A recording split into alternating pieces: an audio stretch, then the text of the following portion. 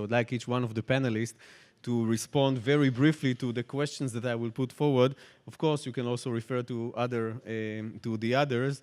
The question that I would like to ask His Excellency Mr. Bondevik is about those countries that are very rich in natural gas and in oil, but somehow does not make it to become more democratic, more socially developed. I know you're much involved in African countries as well. How come that those countries do not take the advantage of the blessing that they receive?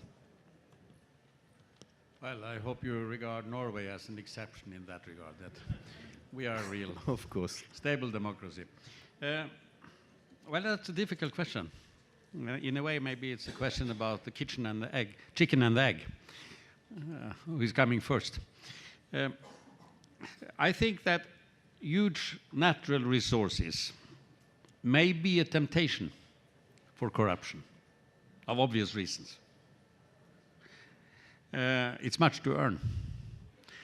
And we know that there is, unfortunately, a connection between countries with rich natural resources and with corruption. That is a matter of fact. And that is a contradiction to democracy, of course. Secondly, maybe another factor could be that disagreement about ownership to natural resources, which we find many regions, being both between countries and within countries. And then you have temptations to solve such conflicts with violent means, which also is again, works against democracy and priority of education as well.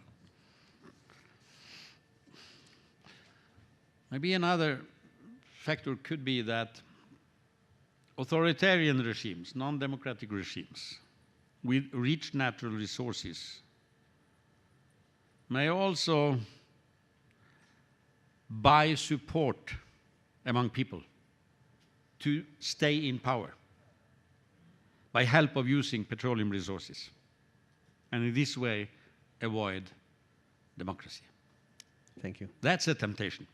So consequently, it is an advantage that democracy is established and stabilized before discovering rich petroleum resources, and not the opposite. So in this regard, Israel, as a real democratic country, should be in a good position to administer the natural gas resources in a responsible and in a democratic way. I truly do believe that. In 2 minutes. Thank you very much. Toda rabba. Mr. Cho, before we discovered the last discoveries, the buzz was, I believe it still is, the high-tech in Israel, technology, high technology. And with high technology, it's a well-known that you have a ripple effect around each person that is directly involved with high-tech. There are at least 4 to 5 other people that find jobs. What is the ratio in this field of natural gas exploration, development, and how many people around, and what, if you can tell us a little bit of a future potential for this country dealing with this new field? I think there's a temptation to think of oil and gas as an old industry. But in effect, and it is a 153-year-old industry, so I guess by definition, it's even older than the President of Israel.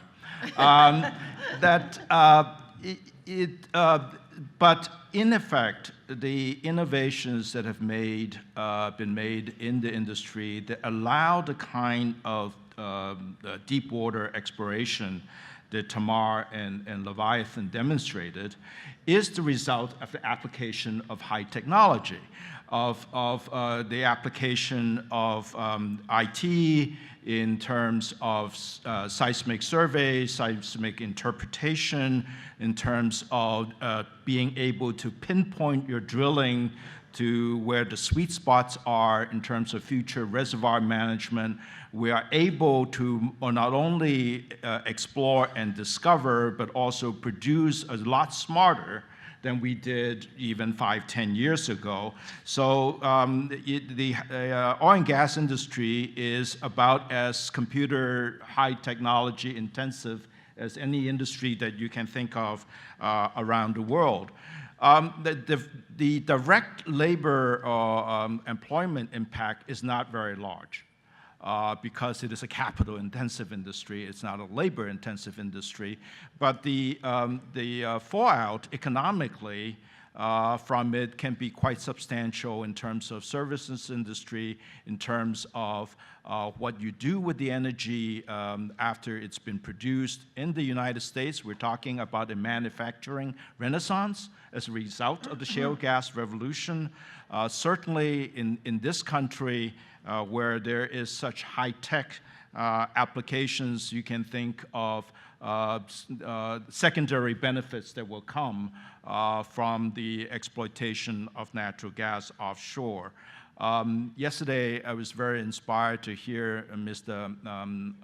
Agassi talk about the possible breakthrough in battery technology that may be coming in the future.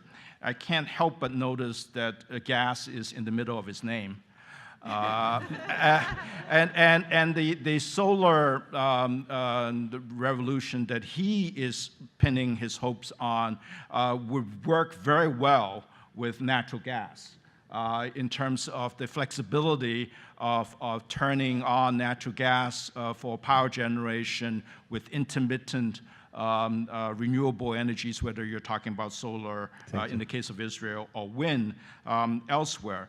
So I think there is tremendous secondary economic benefits that comes with the exploration, production, as well as smart consumption of natural gas in Israel. Thank you very much. Professor Schaffer, you mentioned a little bit the issue of energy independence and the energy security. What is really the difference between those two terminologies?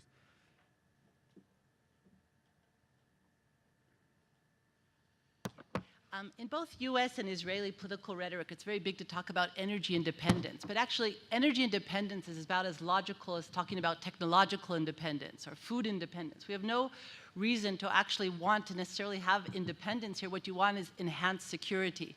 And security means, it means reliability of supply, it means affordability, and it means environmental sustainability. Now how, and since the other one's got the question of how do we shape this, and I'd like to give a few points how Israel can best shape not its energy independence, but its energy security. One is to be very careful about the data and the numbers. And in contrast to the spin that we heard yesterday from the Prime Minister, if you get 10% more, but that's being also allowed for Palestinians and Jordanians, you've lost a lot. So I think first thing we need to be very careful with the numbers. Also these very nice words about the biggest offshore deep water drilling in 10 years. Well, it's very nice if you're a geologist. It's kind of something that's kind of interesting trivia. But you have to look at the total volumes under a country. And let's be very modest here. Israel has about, even with estimated volumes, if we call the estimated proved, which is not so accepted, Israel's volumes are half of what Uzbekistan has. It's an eighth of what Turkmenistan has. It's a third of what Azerbaijan has. It's less than half of what Libya has. So a little bit of modesty. These countries have not solved all their problems with much bigger volumes of gas than Israel has, and it may be, as pointed out by two of our previous speakers, some of their problems have been exacerbated. So let's be modest on the numbers and on the data. Second, gasification is a goal. Using a lot of gas in your country is a good thing, not a bad thing. And many countries that we've emulated their models, Australia, UK, they have high gas prices, they have low access of their industries to the gas. So in Australia, they're burning coal while they're selling off their gas to China. Is that really the model that we want to emulate? Second, as Dr. Chow pointed out, we're at a period of very high risk. This is the first year in 30 years that LNG production and trade has gone down in the world. Don't think that it's enough for the government to say export, that the money's going to be coming in. It's very risky out there, and little Israel is entering into a very big, market, which is exactly markets. Last point. Pipeline, competition is a tool, not a goal. If it can lower prices, if it can bring more production, if it could bring more justice, it's good. It's not a goal in itself. Our religion is not the religion. We don't need Thatcherism, Reaganism, and other isms. We need to use competition as a tool. And it's again, to point out, competition will never happen in this market in gas. We don't even have competition in banks. How are we going to have competition between two gas fields? Thank you. Toda, thank you. Professor Shishinsky, I felt uncomfortable that I stopped you right at the beginning of maybe the most interesting sentence that you were just about to say about other natural resources in Israel. But if you can elaborate a little bit, what do you think? What do your belief is about the policy the Israeli government need to do? Can we take back license? Can we change agreements and contracts and legislation that was giving rights to others to search and extract natural resources? Okay, you hear me? Yeah. I don't think I will say anything about the future policy on other resources. That's why the committee is there, and I think I should be rather cautious and circumspect respect to the committee that I am supposed has just now been established. Although the blueprint is clear, we're talking about natural resources. I mentioned them, chemicals and many others. All these resources have already been franchised out to private sector, and the question is, is the government receiving its fair share in those resources? And that's what the committee will have to examine. Now, you asked in one sentence, should we change the regime, the licensing regime? I thought about it quite a bit, and I don't know. Isn't it too late? Haven't the horses left the stable already? If you would have done it earlier on, if prior to 2000, when Mari B or Yam Tethys was discovered, the government would have opted for a different method of offering these licenses, and then if a finding is made, auction out that finding. This would be one thing. And as I told you, the US is doing that, other countries are doing it. That's certainly, if the auctioning, if you have a leveling playing field on auctions, this is all, we are all for it. Certainly economists are supporting this kind of method. But this is not the situation. We're talking ex post facto. The situation is the licenses have been given out, the franchises are given out in all fields, not only in gas, offshore gas. We're talking about, I said, potash and phosphates and water and bottled water and quarries and many other resources. Should we change the method, talking about offshore gas? So as I said, now I would worry about if you look at the map of the water map of Israel, you'll see that most of that water, the economic waters of Israel, the licenses have been provided, have been given out. Certainly the current players in the market have more information about the geological and economic information than newcomers. So the hope to have newcomers at a significant level, rather than newcomers who will team up with the current players, is, I think, unrealistic. The current players have significant advantage over the newcomers, and perhaps the better method currently is to leave it as it is and opt out for the regulatory issue. Brenda has mentioned the issue of competition, also rather complex. I'm aware of that, and my feeling is that without giving up on that fully, the way I see it, the possible solutions are rather complex, and we will have to opt out for some form of regulatory policy, some regulation. Thank you. As the way of having a situation of a monopoly and a monopsony bargaining for the prices, and that's an issue. Now, it's the same, by the way, about other... Just try to keep it to half a minute. Okay, I'm willing to... I'm sorry, we have time. Thank you very much. Last is Gideon Tadmor. Of course, you can respond on things that were just said here. I'm sure you have something to say about it. But what I wanted to ask you, going and looking back 20 years of dry land, like you showed us in this slide, what is the one element, in your opinion, that made it happen? The thing that made the change in the oil exploration in Israel in the last decade? So first of all, I need to react to what Brenda, Just keep it to 3 said. minutes. I if couldn't it's resist it. And Brenda have downplayed not only, I think, the level of the success, but also more significant that the potential that this success brings as an opportunity to the state of Israel and to the industry. And when when we sit in Delek and in Avner, and we are being approached by so many players from neighboring countries asking us to negotiate and to supply gas to neighboring countries, when we see the contribution of natural gas to the state of Israel, only this year Tamar will contribute more than 1% to the GDP in Israel and growing. And we see a new industry that actually emerged in Israel.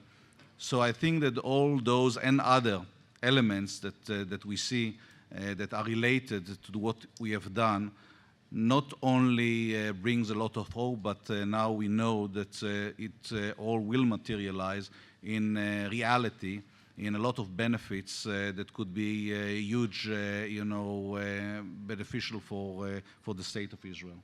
So we are talking about it, from time to time, and we see things differently. But I think that reality shows that we are on the right path. And if I would have shared this this view, I think I wouldn't have engaged in this industry, and maybe those discoveries wouldn't have been come to life. So if you ask me about what is... In 1 minute. Sorry? In 1 minute. Yeah. If you want me to talk about, the one factor that maybe made it all change, I think it's the human factor. Because gas was there. I talked previously about the BG story. They identified the prospect. They are fantastic. It is a fantastic company. They know how to do the work. And still, they have decided to leave Tamar behind. So at the end of the day, it's all about the human factor, the people that has the dream that I talked about earlier, alive in them, and are having the right belief, perseverance, and also bring in the right professionalism. That is, I would say, one of the most significant factors that need to be brought to play, especially when we are talking about deep water exploration. I'll give you a very short story only to demonstrate that. When we tried to bring Noble in 1998, after a lot of disappointments in trying to bring others to play in Israel, and it was all shadowed by the Arab boycott, obviously, and the fact that Israel wasn't known to be a province of oil or gas. And the price of oil, by the way, in 1998 was $15. So it wasn't like a queue of companies coming to Israel. So we sent a guy for 3 months to Houston with the telephone book, going through the telephone book and trying to find the right companies. After 3 months, I called him. I asked, okay, how many companies you have left? He said 2. So I took my lawyer and went, on the plane. Just before the plane, took off, we saw a black cat running in the aisle of the plane. Now, for the cat, it was its first journey internationally, so obviously it was very, it's yelling and, and crying. After they took the cat off the plane, we again embarked the plane, and just on the runway before taking off, the right engine exploded. So we went back. So I told my lawyer, I think nothing good will come out of this journey. Eventually, we flew, we landed, I called the guy, he told me, okay, now it's easy, we have only one company on the list, and that was Noble, and we brought them into Israel, and the rest of it is history. תודה רבה, גדעון. We have around about 9 minutes for questions. Somebody here with a mic. So I just need, I'll take one from this side and one from that side, but please, not a speech, just a question. The gentleman here. Might be a naive question, but the protection of the pipeline and the protection of the oil rigs or the gas pipeline against terrorism, isn't that a the protection of the platforms and the protection of the pipeline against terrorism, isn't that something that's incredibly difficult to maintain the security? Just the answer briefly and we move on. Yeah. All I could say that, first of all, it is an issue, and we are very well protected, and we are working very closely with the Israeli Army, Navy, and Air Force, and we all believe that we are very well protected. Another question? Thank you. Randy Milner from Vancouver. Just want to talk about how realistic is it to be thinking of exporting LNG in large quantities. The United States finding costs, production costs of rather shallow shale gas is between $3 and $4 an MMBTU. How can you expect to be able to compete with offshore, high risk, high political risk LNG and putting that into the international market? Thank you. Who would like to address that? Gideon, Mr. Cho? I think you should count on the holder of the resource, the licensee, doing what is economically best for itself. So if they get the higher netback to the wellhead price by exporting to closer places than China, just to pick an example, I assume they will do so. LNG is a very, very difficult business. If you think about the transportation costs of what we're talking about in the United States, the liquefaction costs, the transportation costs, the degasification on the other side will cost more than the value of the natural gas in North America. So it is economically a very huge hurdle, but I think you would trust that whatever will make the most amount of money for Noble, Delek, and their partners, they will do so and capture as much economic value as possible. And that means shipping it closer by pipeline or closer by markets. I assume they would do so. Toda, thank you. Another question? You all have talked near the subject, but none of you have addressed the environmental aspects, economical of the and risks of the environment. Israel has no regulation on the environmental aspects of the drilling. We all want a greener tomorrow, but at what price? So the question is, what is the environmental aspect of exploration or no, the use I want of the to gas? hear their thoughts about how we can do this environmentally and with regulation, as Norway has one of the most better regulations on the subject. So maybe I can ask Your Excellency, Mr. Bondevik, just to say a few words. Yes, of course, there is an environmental risk. I believe, without being an expert, that the risk is higher with regard to oil production than to gas. And even in Norway, we had an explosion and real big environmental impact back in the 70s when we were in the beginning of our oil area. And that was a reminder.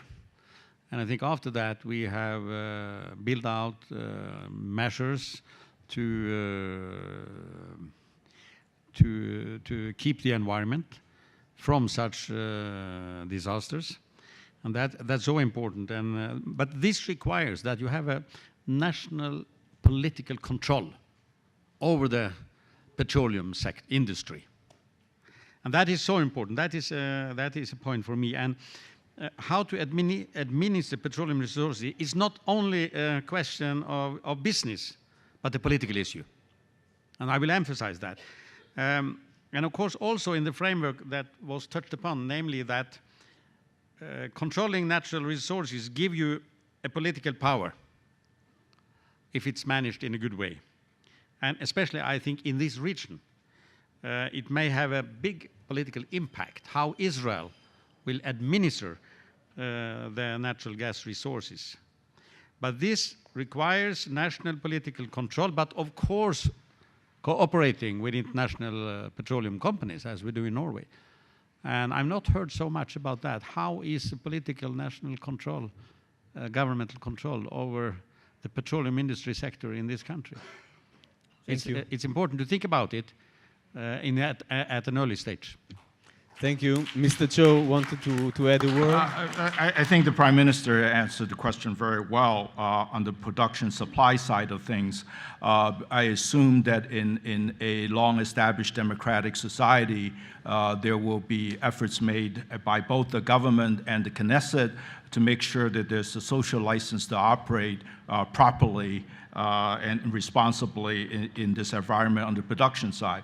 But let's not forget that on the consumption side, the environmental benefits of substituting imported coal, for which Israel depends on its electricity generation compared to gas, because coal-fired power generation emits twice the amount of greenhouse gases as gas production. So, and you add to that the possibility of using natural gas in the transportation sector and other more innovative uses of natural gas once the large resources come on shore. I think you will find, I assume, that the natural gas will be a net plus for the environment for Israel. Thank you. The very last question. Eli Kao from New York. I was wondering if any of you could speculate on whether the Israeli government will approve plans on fracking the oil shale deposits outside Jerusalem and discuss the possible pros and cons of such a project. Thank you. Professor Shishinsky.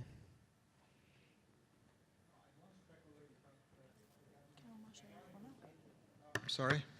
I won't speculate on what the government will decide on that. I think what was offered there was a pilot at this stage, and my sense is that that pilot will be approved. What I'm saying here is, as an outsider who reads the literature, I'm not an insider of this the firm that wants to do the shale oil in the valley, in the vicinity of Jerusalem. I think it seems to me that there is a fairly wide consensus that a pilot is warranted. It will not have such a wide environmental negative impact at this stage. Now, what will transpire if the technology turns out to be successful? And Israel is mentioned, one of those countries that has a real potential in shale oil. By the way, as Jordan is, the US, Canada, and other countries. The U.S. has also, the debates went on in the U.S. for quite a while, still go on, and the U.S. government, and that has changed still. Nevertheless, shale oil and fracking, hydraulic fracking, has changed dramatically the face of the industry. We talked about that, about the effect on future gas prices and oil prices. The U.S. becoming an exporter changed dramatically. Just tell you that, for example, I've been a month ago in Mexico, and the U.S. was importing Mexican oil and gas, and no more. The U.S. says we have enough, we are exporting now things. Mexico is standing before dramatic changes in their energy policy. Given the new circumstances, it will have geopolitical impact on the Middle East, the fact that the U.S. will be less reliant on Middle East oil. So these are really dramatic times. Thank you very much. I think these were very good words to end the panel that deals with natural gas, the Middle East, and tomorrow. Just one last remark. The day before yesterday, we celebrated the birthday of our president. In another place, Paul McCartney was celebrating his birthday, the 18th of June.